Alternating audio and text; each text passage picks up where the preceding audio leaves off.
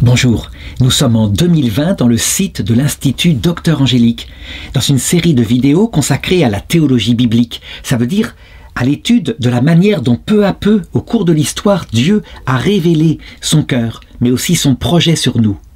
Et j'en suis rendu à l'étude d'un livre qui raconte des événements qui se sont produits vers 500 avant Jésus-Christ, et qui est le livre de Daniel.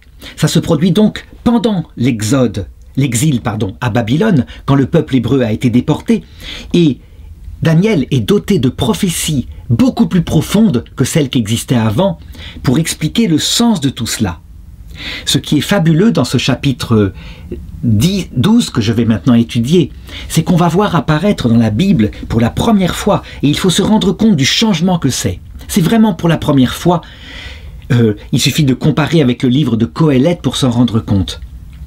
On voit apparaître l'idée que tout ce qui est révélé par Dieu, en fait, n'annonce pas la conquête d'une terre matérielle, comme le fit Josué sur ordre de Moïse, avec des épées de fer, mais que tout ça était des métaphores qui signifiaient un véritable projet pour Dieu, de Dieu qui est éternel, la vraie terre de Canaan étant l'autre monde. Comment est-ce que le peuple hébreu a été amené à penser ça? Eh bien par ses malheurs, dans la mesure où il a constaté de ses yeux qu'alors qu'il venait de se convertir, comme le demandait Moïse dans son testament, dans le Deutéronome, eh bien c'est là que le malheur a fondu sur eux, à la différence de ce que disait Moïse. Et donc il s'est dit, c'est qu'il doit y avoir un autre sens à ça. Moïse, quand on le lit textuellement, c'est matériel, tu te comportes bien, tu observes la loi, en conséquence tu as ton pays qui est protégé et personne ne pourra le détruire, par contre tu te comportes mal, tu es déporté, etc. etc. On voit l'inverse. Le roi Josias avait transformé le peuple hébreu pour en faire un saint peuple fidèle à la loi de Moïse, et 10 ans plus tard, tout est détruit, déporté, temple de Jérusalem détruit, etc. Et donc, chez Daniel, cette méditation profonde va venir. Ça veut dire que d'abord, dans les prophéties qui lui viennent au cours de sa vie, ce sont plutôt des événements futurs et énormément de guerres qui lui sont rapportés au point qu'il est troublé. Puis ensuite, l'idée que ce serait pour façonner quelque chose de profond dans le cœur de l'homme. Pas seulement des sacrifices de bestioles comme il l'offrait au temple, mais sans doute que le sacrifice qui plaît à Dieu, c'est un cœur brisé, un esprit humilié. Ça, c'est textuellement, ça apparaît dans le livre de Daniel, c'est fantastique, c'est un progrès immense. Dieu préfère des choses spirituelles à des choses matérielles comme des bœufs et des moutons sacrifiés dans le temple de Jérusalem. Mais il reste encore à approcher la raison de tout cela. Évidemment, la raison totale, profonde, absolue, l'explication viendra par le Christ. C'est Dieu lui-même qui viendra expliquer la Trinité, parce que tout vient de la Trinité. On ne peut pas voir Dieu sans mourir parce que la Trinité ne peut pas être vue sans mourir à soi-même, sans être tout humble, tellement la Trinité, dans sa vie, ce Dieu unique, est infiniment humble. Et on comprend facilement un homme qui arriverait comme une grenouille fière de lui sur n'importe quelle œuvre devant un Dieu immense, tout-puissant, qui se considère comme plus petit que la grenouille en question. Cet homme-là se trouverait ridicule, s'enfuirait, dirait « mais je ne peux pas voir un tel Dieu, moi qui me crois quelqu'un étant une grenouille ». Donc il faut que l'homme se fasse tout petit et alors il peut supporter la vision béatifique.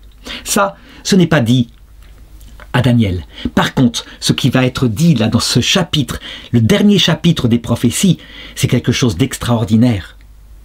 C'est en vue de la vie éternelle. Voilà, ça tient en un mot, la vie éternelle. Il y en a deux, mais enfin peu importe, c'est comme ça. Alors je vais lire le chapitre et on va voir, même s'il ne connaît pas ce que c'est que cette vie éternelle, on va voir que c'est un pas gigantesque commis dans l'ordre de la compréhension de notre destin terrible sur terre. Pas un pas définitif. Daniel chapitre 12 verset 1. En ce temps-là, ça veut dire à la fin des fins, se lèvera Michel, le grand prince qui se tient auprès des enfants de ton peuple, et ce sera un temps d'angoisse tel qu'il n'y en aura pas eu jusqu'alors, depuis que nation existe. En ce temps-là, ton peuple échappera, tous ceux qui se trouveront inscrits dans le livre. Qui est Michel? C'est l'archange, celui que Dieu a chargé à cette époque-là d'appliquer la gestion, la pastorale de Dieu sur l'humanité. C'est donc un ange, c'est un ange inférieur, Mais c'est un ange qui s'est soumis à Dieu. Et donc, parce qu'il est tout humble, il est devenu le principal acteur de l'action de Dieu. Et il applique ça sur terre avec tous les anges qui se sont mis à son service, y compris les plus grands des anges, parce que cet ange-là était particulièrement humble, or le plus petit est le plus grand. À notre époque, Saint Michel lui-même s'est effacé, devant plus petit que lui, la Vierge Marie. Et donc il travaille avec elle, il est à son service, c'est elle qui pense les choses. Mais à cette époque-là, c'était Saint Michel. Et donc, qu'est-ce qui est dit par Daniel, qu'est-ce qui est révélé? C'est que tout cela a une finalité particulière et que ceux qui auront été du peuple de Dieu, donc qui seront restés fidèles aux ordres de Saint Michel, ceux-là sont inscrits dans le livre de vie. Et le livre de vie, le livre en question, parce qu'il est raconté dans l'Apocalypse, on ne sait pas en quoi il consiste encore. Tout ce qui est dit là, ce sont plutôt des preuves qu'il y a quelque chose dans ce livre de vie, pas encore ouvert, pas encore expliqué, ça viendra par Jésus, mais on peut prouver que c'est vrai par ce qui suit. Donc Daniel chapitre 12 verset 2. Un grand nombre de ceux qui dorment au pays de la poussière s'éveilleront, les uns pour la vie éternelle, les autres pour l'opprobre, pour l'horreur éternelle. Voilà, la résurrection. Nous ressusciterons, notre corps qui est dans le tombeau va redevenir vivant. Et tout d'un coup, il y aura deux destins à ce moment-là. La vie éternelle, et elle n'est pas précisée, on ne sait pas en quoi elle consiste. Il ne faut pas croire du tout que Daniel a compris qu'elle consistait à voir Dieu face à face dans un paradis où seront tous ceux que nous aimons, nos proches. Et un paradis adapté à notre corps, donc un vrai lieu physique. Non. Ça viendra par Jésus-Christ. Et Jésus-Christ lui-même ne fait pas tout écrire dans les Nouveaux Testaments. La tradition de l'Église, ensuite, y réfléchira de plus en plus pour se rendre compte que c'est un véritable paradis comme cela. Toujours est-il que là, on est dans le concret, comme toujours la prophétie juive, le corps ressuscitera. Qu'est-ce que dira l'Église plus tard, avec saint Paul? Que le corps ressuscite, que la résurrection ait lieu, c'est fondamental pour comprendre que la vraie résurrection, c'est pas du pipeau, c'est pas du symbolique, c'est pas du mystico-gélatineux. Voir Dieu face à face, c'est avec son intelligence bien sûr, c'est pas avec ses yeux de chair, Dieu n'a pas de corps, mais c'est une réalité qui nous sera donnée. Nous verrons l'essence même de Dieu. Et comment est-ce que c'est signifié à nous qui sommes êtres sensibles? Eh bien, par le fait que la résurrection biologique, enfin, oui, c'est pas biologique, c'est plus que ça, le corps est transfiguré. Mais en tout cas, de notre corps biologique, transfiguré, c'est du réel. Et ça, c'est typiquement ce que doit apporter la prophétie juive. Je l'ai dit, les juifs, leur prophétie explique tout par le matériel. À nous, chrétiens, évidemment, d'expliquer que cette résurrection de la chair, elle est, je dirais, une récompense totale, ultime, je dirais, qui va permettre de retrouver la totalité de son être, puisque nous sommes corps et âme, un seul être. Mais ce qui compte, évidemment, c'est la vision béatifique, c'est ça qui nous rend heureux. Les damnés aussi ressuscitent, et eux ne seront pas heureux parce que leur cœur est centré sur eux-mêmes, donc ils n'ont pas atteint la finalité qui pourrait les combler. Quand le texte dit « un grand nombre de ceux qui dorment au pays de la poussière s'éveilleront », on le voit, ce n'est pas entièrement précis. La Bible va ensuite se préciser, avec par exemple les frères Maccabées, donc la guerre des Juifs contre les Grecs, qui vont assumer tout de même quelque chose que leur apportent les Grecs, à savoir que, en fait, les morts ne dorment pas dans la poussière. Il faut prendre ça symboliquement. Les morts sont vivants dans l'Hadès pour le moment. Donc, le Shéol n'est pas un sommeil dans la tombe, où on pourrit avec son corps pour ressusciter à la fin du monde. L'Hadès, c'est le lieu où vivent les âmes séparées de leur corps, et déjà dans ce lieu-là, elles obtiennent récompense et punition. D'autre part, un grand nombre de ceux qui dorment ressusciteront. Actuellement, on le sait, l'Église l'a confirmé. Tous les hommes ressusciteront. Tous, sans exception, personne ne sera oublié, jusqu'au plus petit des enfants dont l'âme venait d'être créée et qui est mort dans le sein de sa mère. Tous les hommes ressusciteront, et l'Église l'affirme, le salut est proposé à tout homme. Donc l'idée qu'avait sortie à un moment donné saint Augustin au IVe siècle, que les bébés morts tout petits et non baptisés seraient à flotter entre deux mondes dans les limbes éternelles, est abandonnée par l'Église. Non, il a un moyen, Dieu a un moyen par lequel ces bébés grandiront, se verront proposer le salut, pourront y entrer ou le refuser librement. Et l'Église affirme aussi qu'ils seront sauvés par Jésus-Christ. Tout homme est sauvé par Jésus-Christ, sans exception, y compris les hommes de l'ancien temps. Là, évidemment, on ne peut pas savoir comment. Pour le coup, je montre bien que la prophétie de Daniel est un pas énorme, un pas de géant pour la compréhension des choses. C'est le basculement dans Canaan, terre matérielle, n'est que le symbole de la vie éternelle. Mais ce pas de géant sera suivi par d'autres pas, à savoir les frères Maccabées. En quoi consiste le paradis? En quoi consiste l'enfer? Est-ce qu'il y a un purgatoire pour ceux qui sont à moitié pécheurs? Les frères Maccabées l'établiront dans le 2e livre des Maccabées, chapitre 12, explicitement. Et le verset 3 continue. Les savants resplendiront comme la splendeur du firmament, et ceux qui ont enseigné la justice à un grand nombre, comme les étoiles, pour toute éternité. Là, ça pourrait être source de joie, saint Thomas d'Aquin le disait. Il n'y a pas de plus grand ministère que celui de docteur, c'est-à-dire celui qui apporte aux autres la lumière de la connaissance. Oui, mais attention. Cette chose-là, évidemment, est merveilleuse quand on peut le faire.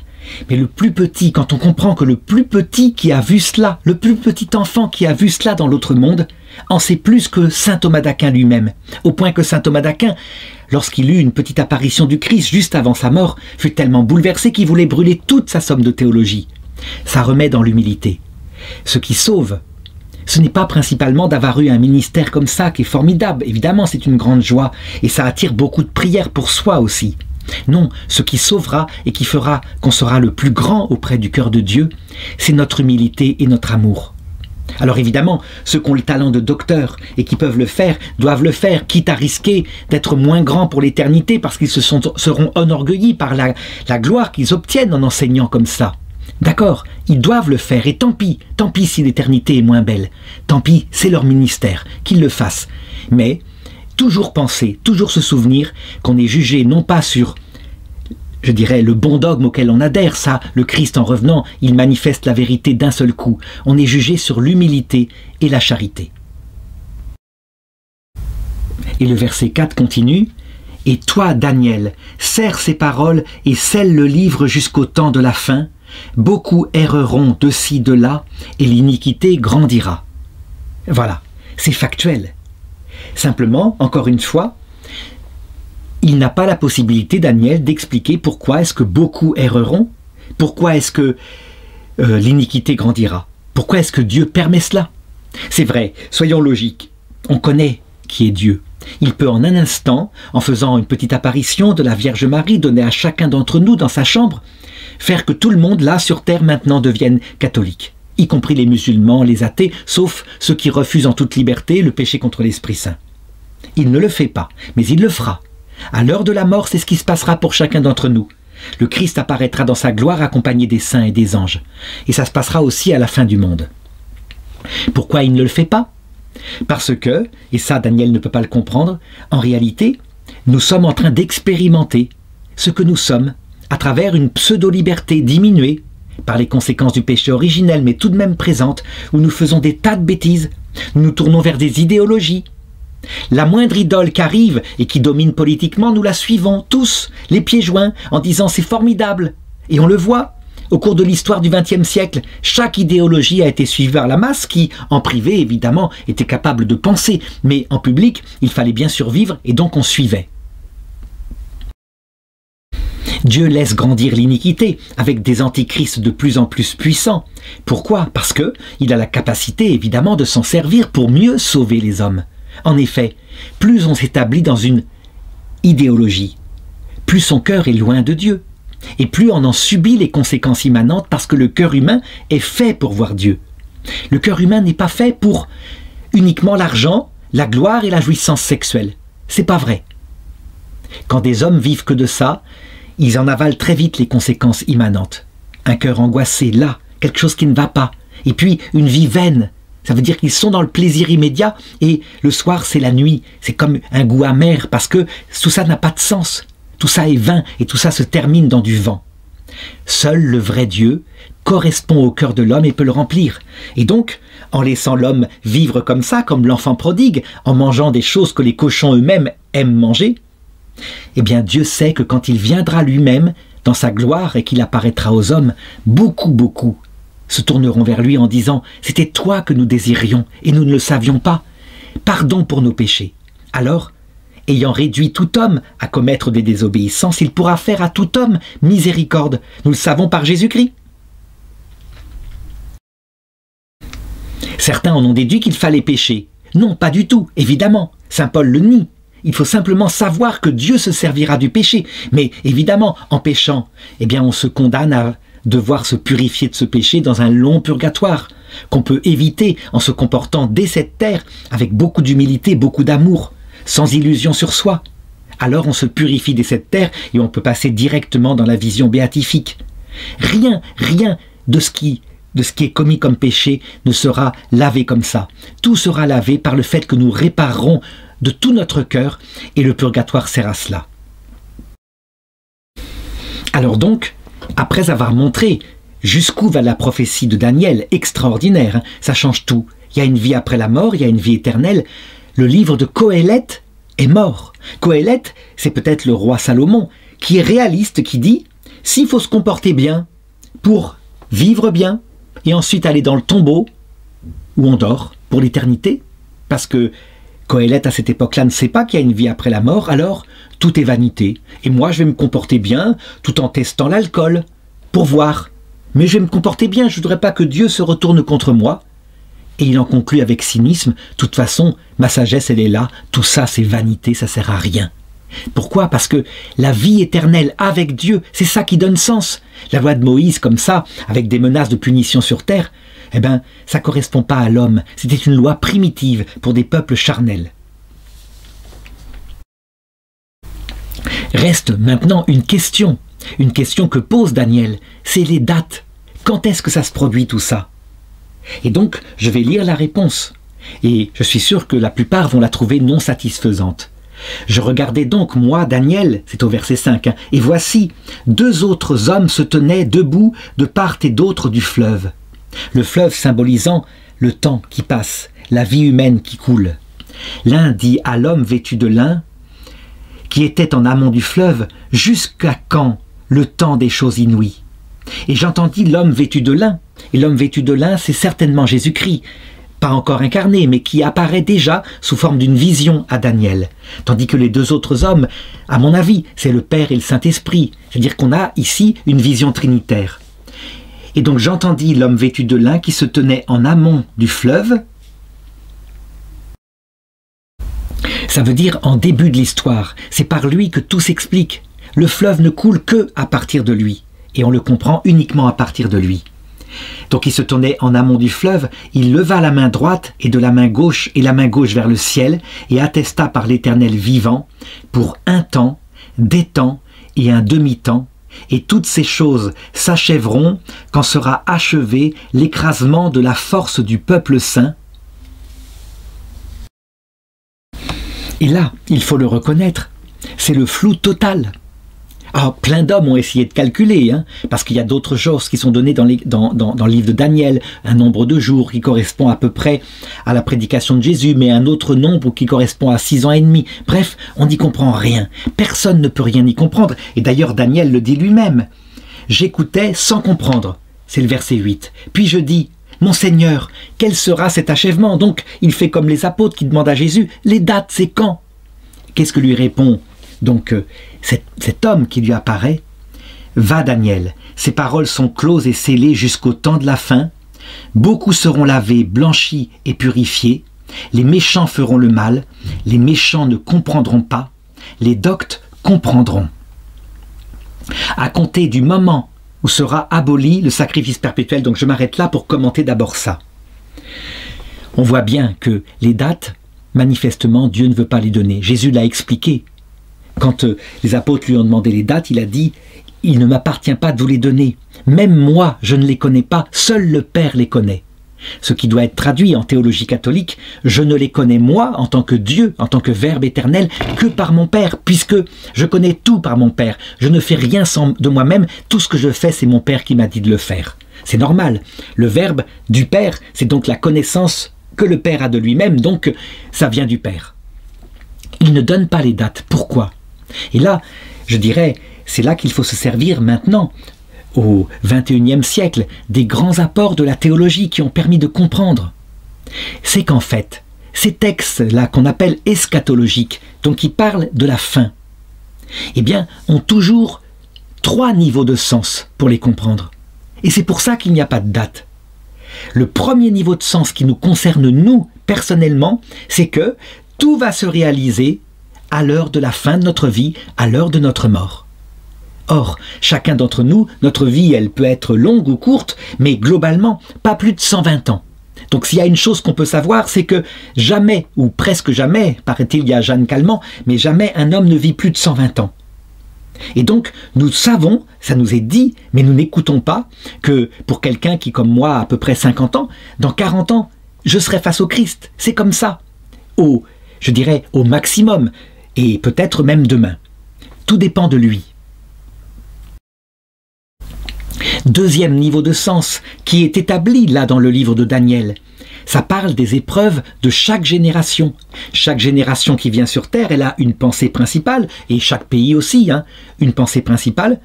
Et chaque génération, au bout de 100 ans, tout le monde est mort. Tout le monde a vu le retour du Christ. Ou, en tout cas, la fin des événements, puisque là, nous sommes avant que le Christ soit incarné. Donc, a vu, en tout cas, l'apparition de l'ange. Résultat, nous devons absolument savoir que, souvent, le prophète Daniel parle en visant sa génération. Puis ensuite, il annonce des événements pour la génération future. C'est le deuxième niveau de sens. Par exemple, tous les guerriers de la guerre 14 qui ricanaient, qui s'ils avaient eu une caméra comme ça auraient dit « mais les histoires de retour du Christ, personne ne l'a jamais vu revenir, c'est vrai, ça fait pas mal de temps qu'on l'attend ». Eh bien tous sans exception maintenant sont dans l'autre monde et ils ont vu le retour du Christ, ils ne parlent plus du tout comme ça. Seulement nous sur Terre, on n'a rien vu. Tout simplement parce que ça s'est passé à la mort de chacun et donc au bout de quelques années, toute la génération sans exception était morte. Troisième sens, la fin des fins, totale. La fin de toute l'humanité, ce qui se passera vraiment au terme de toute chose. Il y aura une dernière génération sur Terre à l'époque d'un dernier antéchrist qui sera très puissant, parce qu'il établira sur Terre le mystère même de Lucifer dans sa révolte contre Dieu. À savoir, il y a une vie éternelle et elle appartient aux hommes qui sont dignes et qui ne s'abaissent pas dans l'humilité et l'amour. Voilà, en gros, très simplement. Eh bien, le Christ reviendra pour tout le monde en même temps pour cette génération-là. Reste à savoir quand. Eh bien, on comprend pourquoi on ne peut pas avoir de chiffres. Parce que ça dépend. Pour nous qui vivons maintenant, eh bien, c'est dans moins de 100 ans pour ceux qui ont peut-être 20 ans actuellement. Pour la génération complète, tout se termine, une génération se termine voilà, très très vite. Et puis pour la fin des fins, certains signes doivent être donnés qui ne sont pas réalisés, qui ont été donnés par Jésus, et donc on peut être sûr que ce n'est pas pour maintenant. Ce qui n'empêche que selon les deux autres sens, c'est pour maintenant. Ce qu'il faut comprendre, par contre, c'est que ce temps de la Terre, qui est symbolisé par un temps, des temps et la moitié d'un temps, ça veut dire peut-être une année, 2 années et une demi-année. Ça veut dire 3 ans et demi, donc exactement la durée de la prédication du Christ. Donc notre vie sur Terre dure à l'image de ce qu'a vécu le Christ, quelque chose comme ça. Ce qui est sûr, c'est que le but de cette vie terrestre est expliqué par le prophète Daniel au verset 11, à compter du moment... Beaucoup, c'est au verset 10, beaucoup seront lavés, blanchis, purifiés, les méchants feront le mal, les méchants ne comprendront pas, les doctes comprendront. Donc en fait, il y a sur terre 3 types de personnes. Il y a ceux, c'est la grande masse du peuple, la plupart, qui ont besoin d'être purifiés parce qu'ils sont dans le péché et que donc les souffrances leur permettent de découvrir qu'ils sont pécheurs et de se présenter devant Jésus-Christ, devant le Sauveur, à genoux. Donc la plupart vont au purgatoire et nous y sommes actuellement. Deuxièmement, une partie de l'humanité sont des méchants qui n'en ont rien à faire de tout ça, qui optent en toute lucidité pour leur ventre, leur peau, leur bonheur égoïste. Et toutes les histoires du Christ, d'humilité, d'amour, le Christ va avoir beaucoup de mal à les y conduire. Ces gens-là sont symbolisés à la croix par le mauvais larron, tandis que les gens qui ont besoin d'être purifiés, blanchis, sont symbolisés par le bon larron.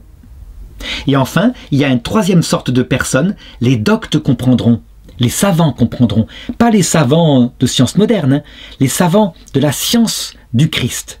c'est-à-dire en fait quelquefois les plus petits, les personnes qui contemplent, qui voient ce qui est en jeu, à savoir, nous sommes en marche vers l'humilité et l'amour. Et ça, c'est symbolisé par la croix de Jésus-Christ lui-même. C'est la croix que normalement devraient vivre les chrétiens, en portant par leur propre croix, en l'offrant, en portant la croix du mauvais et du bon larron pour les soulager un peu, parce que leurs souffrances sont immensément plus grandes, puisque eux ne savent pas où ils vont.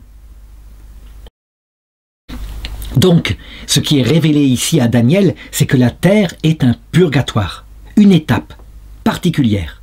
Et il faut regarder toute la révélation pour comprendre que ce ne sera pas le seul purgatoire. Il y a le passage de la mort, il y a la venue du Christ, etc. Mais la terre est un purgatoire. Elle sert à préparer dans le cœur un cœur brisé, un esprit humilié. On a là véritablement presque le sommet de la révélation juive. Alors, le verset suivant, encore plus mystérieux, qu'heureusement on peut arriver à comprendre un petit peu par le Christ. Verset 11.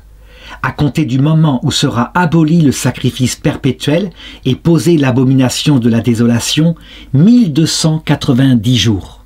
Ça veut dire donc 3,5 années, 3 ans et demi. Heureux celui qui tiendra et qui atteindra 1335 jours. Là, ça veut dire 3,65 années. Donc il s'ajoute 45 jours. Alors qu'est-ce que ça signifie ça? Eh bien, il suffit de regarder la vie du Christ. 1290 jours, c'est probablement très exactement le durée de la prédication du Christ depuis la première prédication qu'il fit, peut-être aux noces de Cana, jusqu'à ce qu'il soit crucifié. Alors on ne peut pas vérifier que c'est le nombre exact de jours, mais probablement c'est cela. Et donc ça veut dire que notre vie, elle est centrée sur ce qu'est le Christ. Et nous avons une imitation, nous sommes un peu comme son corps, et lui c'est la tête, et donc nous passons par le même chemin. Toute la révélation que fait le Christ, c'est le cœur du Père. Comprendre que le Père est infiniment amour et humilité, et il le prouve à son sommet à la croix. Et donc, comprendre ça durant la vie terrestre, comprendre ça durant la totalité de son chemin, avant le jugement individuel, c'est ça que ça symbolise. Et il faut bien comprendre que nous-mêmes, chaque homme, dans sa vie individuelle, chaque génération, dans son devenir et à la fin du monde, on ne le comprend qu'à la lumière de cela, à compter du moment où sera aboli le sacrifice perpétuel et posée l'abomination de la désolation. Ça veut dire quoi? Un moment de totale nuit de l'esprit, où il n'y a plus de lumière, on ne sait plus ce qu'il en est. On passe tous par là. L'abomination de la désolation, c'est quoi? C'est carrément le cœur où Dieu devrait habiter et où il n'habite plus. Le sacrifice perpétuel qui est arrêté, ça veut dire la fin du contact avec Dieu qu'il y a par les prêtres et par l'Eucharistie pour nous chrétiens et chez les Juifs par le sacrifice au temple. Ça veut donc dire que on comprend les choses en touchant sa propre misère spirituelle. Cette nuit de l'esprit nous fait toucher ce qu'on est vraiment, et c'est une tellement grande souffrance puisqu'on n'a plus de lumière, que on meurt à soi-même, véritablement. C'est ce que Jésus dit dans un autre texte quand il dit « Cette génération demande un signe ». Elle n'en aura pas d'autre que le signe de Jonas. De même que le même que Jonas est allé 3 jours et 3 nuits dans le ventre du poisson, de même le Fils de l'homme sera dans le ventre de la terre. Ça veut dire que tout homme, sans exception, passe par un moment de nuit de l'esprit, soit en cette terre, soit à l'heure de la mort, soit dans l'autre monde, mais doit toucher sa misère. Pourquoi? Parce que, sans cela, on ne peut pas mourir à soi-même, devenir tout humble, et on ne peut pas donc entrer dans la compréhension de ce qu'est Dieu, de la Trinité. Ensuite, quand le texte dit « Heureux celui qui tiendra et atteindra 1335 jours », ça veut dire que, après être comme crucifié à peu près à l'image du Christ, donc avoir connu son désespoir, avoir crié dans son malheur « Mon Dieu, pourquoi m'as-tu abandonné ?» on passe ensuite par un temps de silence global, où il y a quelques apparitions par-ci par-là du Christ, mais on peut dire que la plénitude de tout, quand tout nous est révélé et expliqué, quand on sort totalement de cette nuit de l'esprit, c'est le jour de la Pentecôte. Et la Pentecôte, c'est à peu près ça, c'est à peu près 45 jours après la passion du Christ. Et quand l'Esprit Saint vient dans le cœur, alors on ressuscite, tout prend sens. on comprend pourquoi Dieu nous a fait mourir à nous-mêmes. On comprend que cette vie a un sens. Donc je dirais que ce que révèle cette prophétie donnée à Daniel, c'est que nous sommes en fait dans un moment de purification, qu'à un moment donné nous serons comme sur la croix, nous vivrons une épreuve intérieure, que le but de Dieu n'est pas de nous écraser, mais de façonner en nous un cœur tout humble, et que ces événements qui paraîtront très longs ne dureront en fait qu'un certain temps. Le but étant qu'à un moment donné, Dieu nous ressuscitera dans notre âme en nous expliquant tout, en pleine lumière, et alors nous pourrons rentrer dans la vie éternelle. Tout cela est calqué sur le destin du Christ, ce qu'il a voulu vivre, 3 ans et demi de prédication, sa passion, et puis l'envoi du Saint-Esprit sur la terre 45 jours après.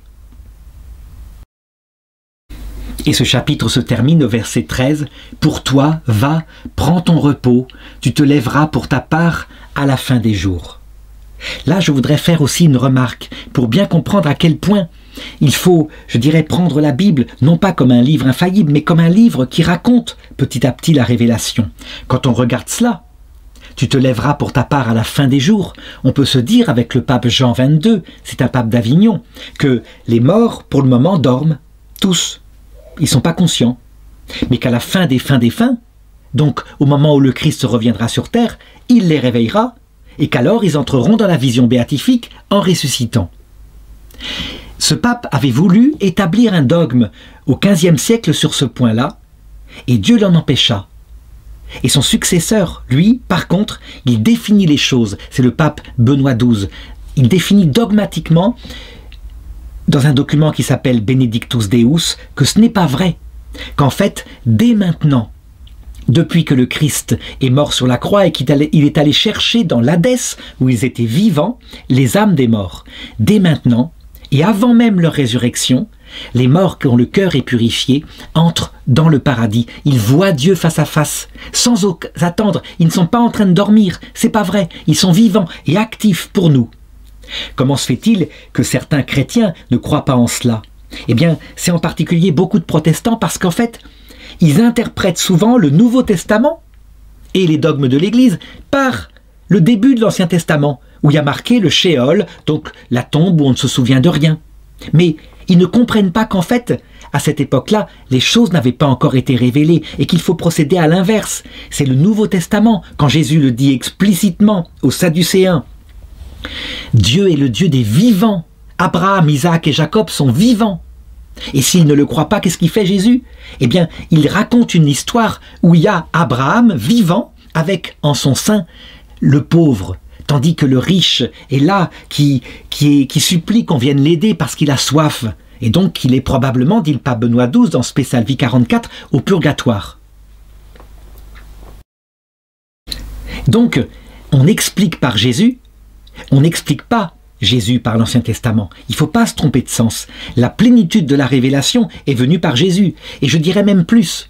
Comme Jésus n'a rien écrit et que c'est dans l'Écriture, je dirais comme dans une boîte, c'est l'Église vivante par le Saint-Esprit, c'est-à-dire la tradition dans le cœur des saints, qui explique tout ce qui est contenu dans l'Écriture et dans la révélation, dans la tradition apostolique. Ça veut dire que maintenant, en regardant ce que les théologiens et le magistère a apporté, on comprend de plus en plus profondément les paroles de Jésus. On en tire toutes les conséquences. On a une certaine vision de ce que c'est que le purgatoire avec Sainte Catherine de Gênes, avec Saint Bernard, etc.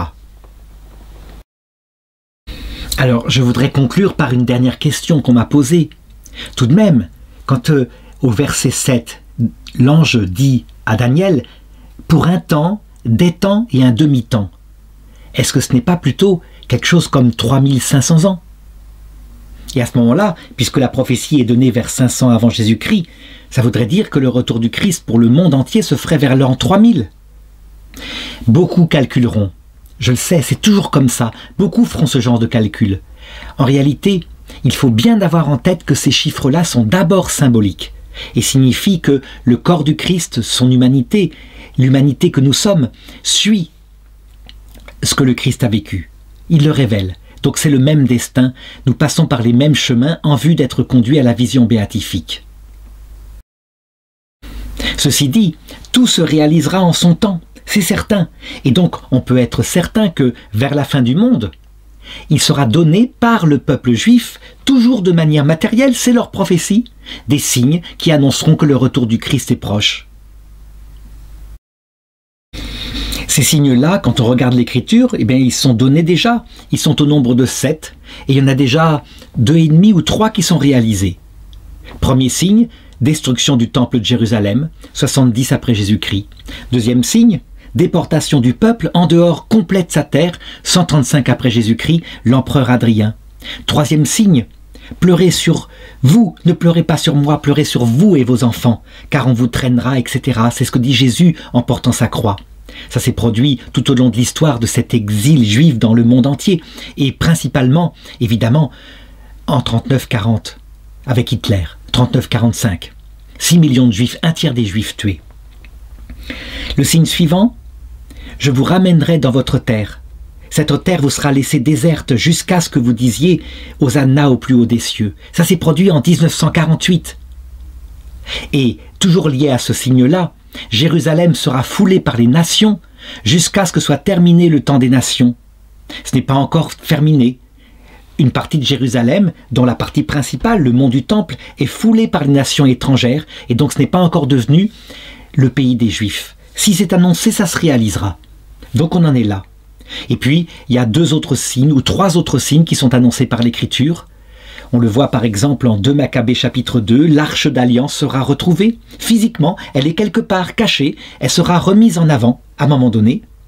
Le temple de Jérusalem sera reconstruit, un temple de lumière dont Ézéchiel donne le plan. Et enfin, à un moment donné, le peuple d'Israël comme peuple, en tant que peuple politique, par ses autorités, reconnaîtra que Jésus-Christ était le Messie. Et alors tout sera réalisé. Mais avant cela, le retour du Christ ne se produira pas. Est-ce qu'il se produira en même temps que leur reconnaissance de Jésus-Christ comme Messie? Peut-être, ou alors un peu après. Toujours est-il que, voilà, des signes sont donnés, d'autres choses comme ça. Donc, la proximité, quand tout sera réalisé, du temps, mais c'est tout. On fait comme on peut, et on est prêt puisqu'on peut mourir demain.